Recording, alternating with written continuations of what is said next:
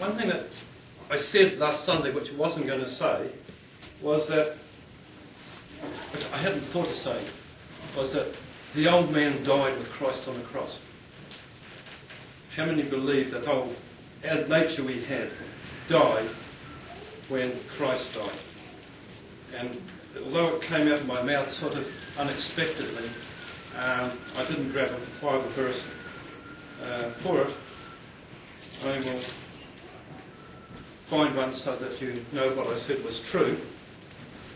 So in Romans 6, verse 6. I like that. Romans 6, verse 6. For we know that our old self was nailed to the cross with him, in order that our body, which is the instrument of sin, may be made ineffective and inactive for evil, that we might no longer be the slaves of sin.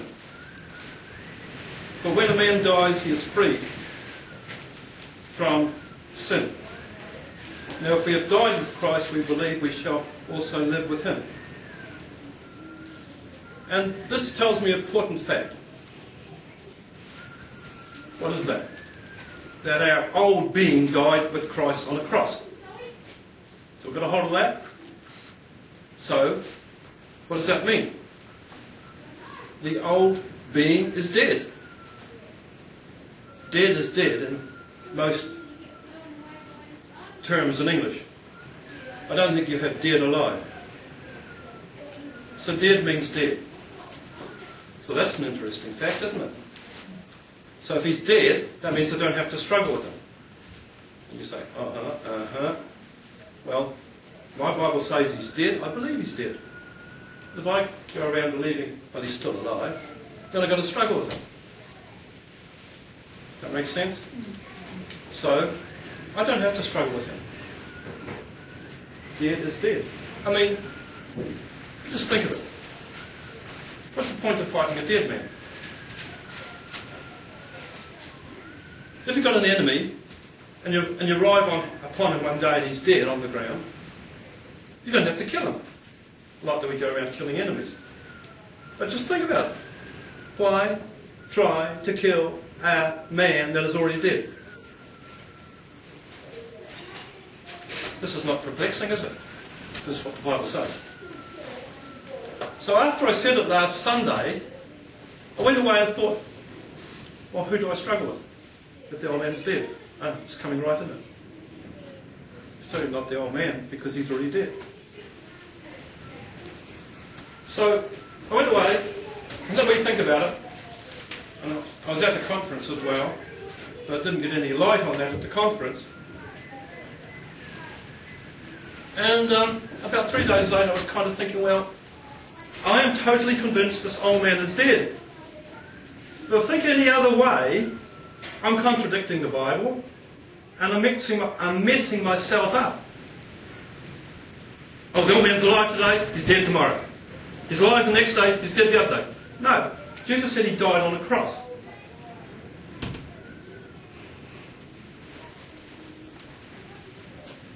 Well, Paul actually said in Romans that he died on it. That the old man died when Jesus died on that cross. He died with us. We died with him.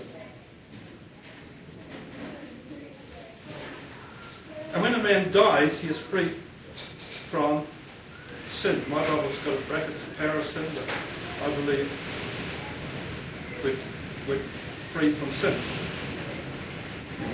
Now, it ends up rather nicely, in case you all think you are all lying around here dead, because you are dead, the old man has died.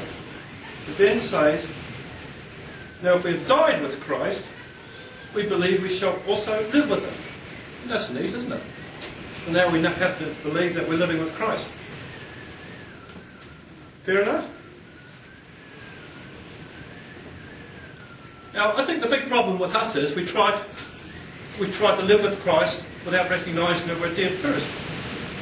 Because you can't be alive with Christ unless we recognise we died with him. Does that make sense? We try to actually get there without recognising that we're already dead. So then we try to be alive with Christ, but we haven't recognised we are already dead. So we try to live with Christ and fight the old man. which is already dead. Which is a bit of a fruitless exercise, really, when you think of it. Why fight something that's already dead? Why fight something that's already dead? But of course, the devil wants us to try and fight something that's already dead, because he likes to see us get worn out. Because he's devious, and he's a mastermind of strategies. And so if he can get us all the time trying to fight the old man, which is already dead, and we think we are, he says, okay, we can wear them out a bit like that. I can get them discouraged a bit like that. Yeah, I've got a good strategy. Because I'll get them to forget that they're already dead. They died on a cross with Christ. Because I believe, as well as you and I know, he knows that we died on the cross with Christ. But he just doesn't want us to actually be aware of that revelation. So keep us away from it as long as we can. Even if we knew it last year, he wants us to forget it this year. Okay? So I'm busy going through the week saying, well, yeah, was that absolutely truly right? That I'm dead to my old sin nature because I hung on the cross with Christ? Well, the Bible tells me. So if the Bible tells me, it doesn't really matter what anybody else thinks, actually, to be quite honest. I'm not going to go along with anything else because the Bible tells me that. So that's pretty good. That's pretty cool, actually. So, okay. So now I'm thinking, but people say to me, I'm struggling with my old nature. Well, I think to myself, hold a minute. The Bible tells me that's dead, so who are you struggling with? Well, I'm having a great old struggle and a wrestling and all. Well, wait a minute. The Bible tells me that the old man's already dead. So who are you having your old struggle with? It went through my head for a week. And then I think towards the end of the week God gave me the answer. Ephesians 6, 11, 12. If you're interested in not struggling with your old self, then you need to know those verses.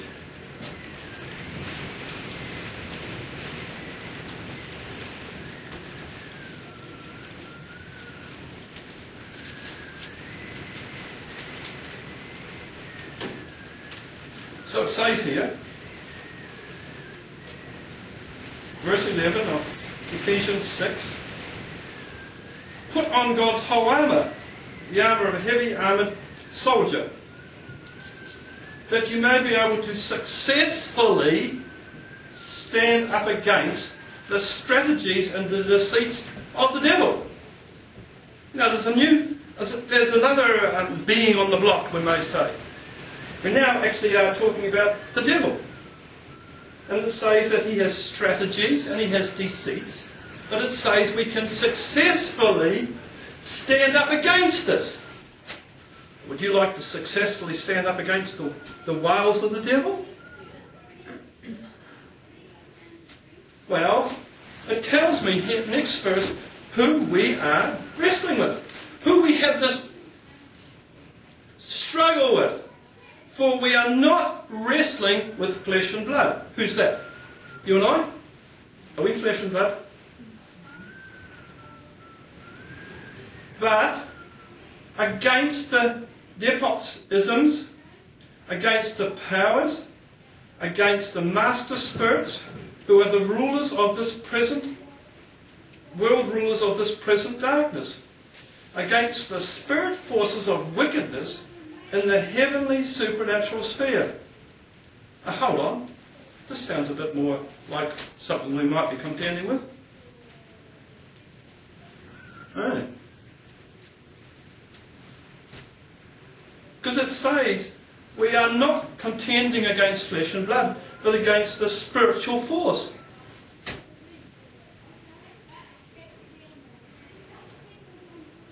You know what it could mean? You're not as bad inside as you thought. You are contending against the whole demonic realm. Does this make sense?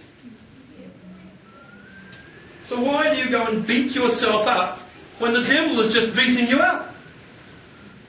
When you actually need to address him rather than yourself?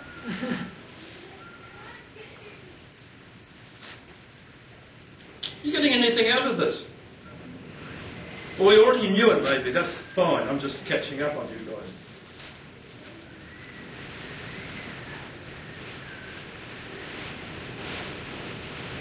Despotism means a ruler, a genius, a tyrant, a master ruler that's a tyrant. That's the first way he's described. Against the master spirits. Well, I believe there's ranks of the enemy, the devil, the enemy's army against us, and some are master spirits, some are probably smaller, who are the world rulers of this present darkness. So what was the present darkness? All the things he sees out there that are going wrong. And you know, 2,000 years after Paul wrote this, can't say it's really a great deal different out there.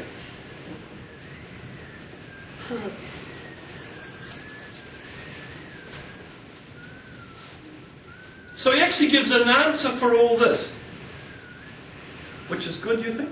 You think it's good that there's an answer? Right. It's pretty neat. It just didn't leave us there saying, well look, that's it, boys and girls. We can't do anything about it. He actually said we can be successful. Do you like that?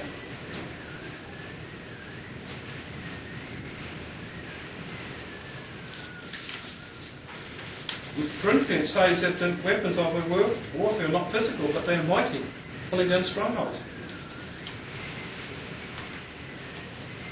So this is the answer. Therefore, put on God's complete armour, that you may be able to resist and stand your ground on the evil day.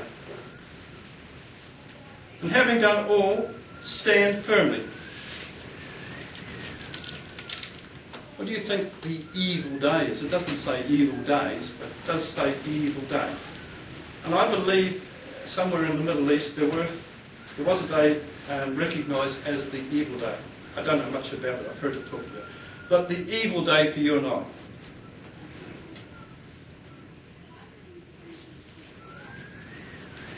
Is the evil day the day that the devil decides to throw his complete army at you?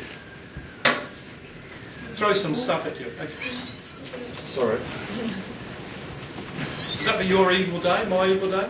When you're suddenly inside your head, you know that things are being, stuff is going around and you're hearing voices, you're becoming confused, there's dark thoughts, there's negative thoughts, there's thoughts that really are designed by the devil to pull you down to his level.